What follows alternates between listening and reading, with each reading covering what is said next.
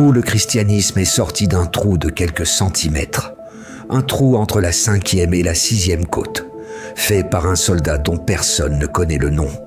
Et si tu restes jusqu'au bout, tu vas voir que cette histoire se termine dans ta propre poitrine. Vendredi, vers 15h, à Jérusalem. Un condamné vient de mourir sur une croix. Pour s'assurer de sa mort, un soldat romain lève sa lance et lui perce le côté. Un geste de routine, me diras-tu. Sauf que Saint Jean, présent au pied de la croix, note un détail bizarre. Aussitôt, il sortit du sang et de l'eau. Du sang et de l'eau. Pendant des siècles, on a pu croire à une image poétique de la part de l'évangéliste. Et puis, un médecin légiste s'en est mêlé. Philippe Boxeau a passé sa vie à ouvrir des cadavres. C'est son métier. Quand il se penche sur le linceul de Turin et sur ce verset, voici ce qu'il conclut.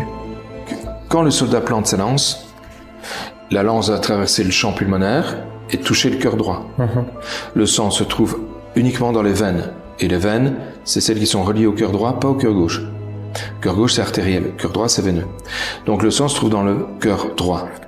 La lance traverse le champ pulmonaire qui est plein de flotte, plein de plasma. Le plasma s'écoule. Elle touche le cœur, le sang s'écoule. C'est une observation rigoureusement exacte sur le plan scientifique. C'est la seule qui est dans l'évangile, c'est Jean qui la rapporte. Et pour la rapporter, soit il était là, soit il y a un témoin qui lui a rapporté exactement ce qu'il a vu. Autrement dit, Jean ne fait pas de la littérature. Il décrit ce qu'il a vu sortir d'un cœur transpercé. Bon, mais pourquoi je te raconte ça ? Parce que la vraie question n'est pas médicale. La vraie question, c'est pourquoi Dieu a-t-il voulu que la dernière chose qui arrive à son Fils soit ce coup de lance ? Et la réponse tient dans une image que la science moderne, sans le faire exprès, nous a offerte. Tu connais la théorie du Big Bang. Tout l'univers serait sorti d'un point minuscule, et depuis, il est en expansion. Eh bien, le christianisme a son Big Bang. Il a eu lieu ce vendredi-là, vers 15h. Un point minuscule, une plaie de quelques centimètres. Et depuis, une expansion qui ne s'est jamais arrêtée. Ne me crois pas sur parole. C'est écrit 6 siècles plus tôt, chez le prophète Ézéchiel. Il voit de l'eau jaillir du côté droit du temple. Il avance dedans, au bout de 1000 coudées. Il en a jusqu'aux chevilles. 1000 de plus, jusqu'aux genoux. Encore 1000, jusqu'aux reins. Encore 1000. C'est un torrent infranchissable. Et partout où il passe, dit le texte, la vie apparaît. Un filet d'eau qui devient un torrent qui fait tout revivre. Voilà l'expansion. Mais un torrent de quoi ? Concrètement, regarde ce qui sort de la plaie, de l'eau et du sang, l'eau du baptême, le sang de l'Eucharistie. Les sacrements, c'est-à-dire l'Église elle-même, sortent de ce trou. Et la Genèse l'avait déjà annoncé. Dieu plonge Adam dans un sommeil mystérieux, ouvre son côté et en tire Ève, la vivante. De même, sur la croix, Dieu plonge le nouvel Adam dans le sommeil de la mort. Un soldat ouvre son côté et il en sort la nouvelle Ève, l'Église. Saint Bonaventure le résume d'une phrase. De cette source, l'arcane du cœur, les sacrements ont reçu la force de produire la vie de la grâce.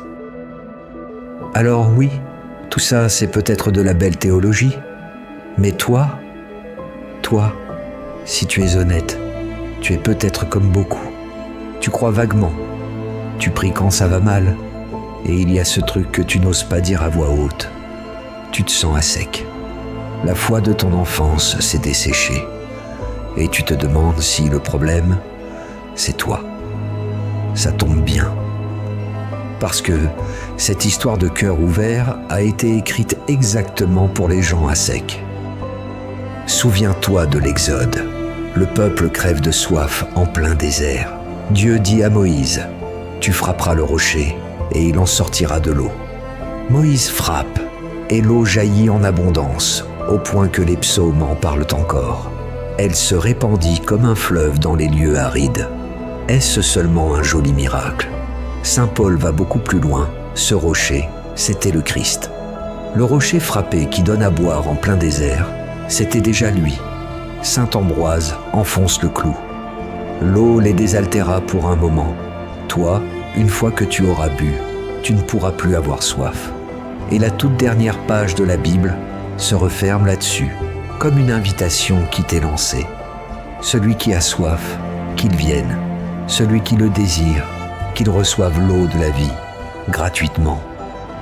Mais boire, c'est seulement la moitié de l'histoire, et c'est maintenant que ça devient vraiment fou. Dernier jour de la fête des tentes, à Jérusalem. C'est la grande fête de l'eau.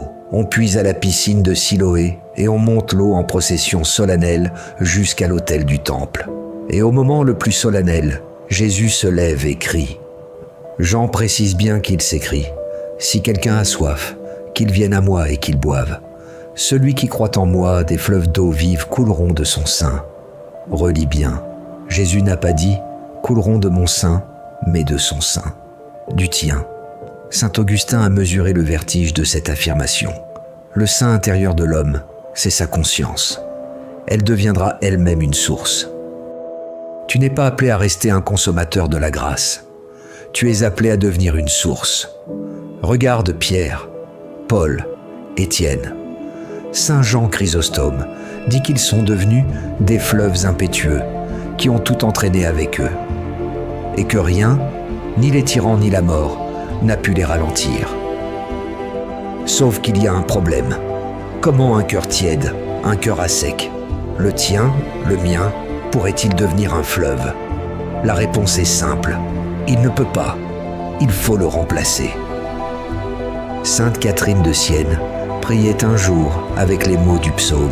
« Seigneur, créez en moi un cœur pur, ôtez-moi ce cœur et donnez-moi le vôtre. » Et Jésus l'a prise au mot. Il lui apparaît, ouvre son côté et lui prend son cœur. Elle le raconte à son confesseur, qui éclate de rire. Sans cœur, personne ne vit. 2 jours plus tard, Jésus revient, tenant un cœur resplendissant et enflammé. L'autre jour, j'ai pris ton cœur.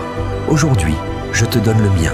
Il referme sa poitrine, en laissant une cicatrice, comme preuve, une véritable greffe de cœur, 6 siècles avant la première transplantation. Alors tu vas me dire, elle, c'est une mystique, pas moi. Sauf que cette greffe, Dieu l'a promise à tout le monde, noir sur blanc. On lit chez Ézéchiel, encore lui. J'ôterai de votre corps le cœur de pierre, et je vous donnerai un cœur de chair. Et cette promesse a un lieu d'accomplissement bien précis, la communion. Physiquement, c'est toi qui digères l'hostie. Tu l'assimiles, tu la transformes en toi. Spirituellement, c'est exactement l'inverse. C'est lui qui t'assimile et qui te transforme en lui. Chaque communion est une étape de la greffe. Le Big Bang parti d'un trou entre 2 côtes, il y a 2000 ans, se termine ici, dans ta poitrine. Il y a 2000 ans, une lance a ouvert son cœur. Aujourd'hui, c'est lui qui te demande d'ouvrir le tien.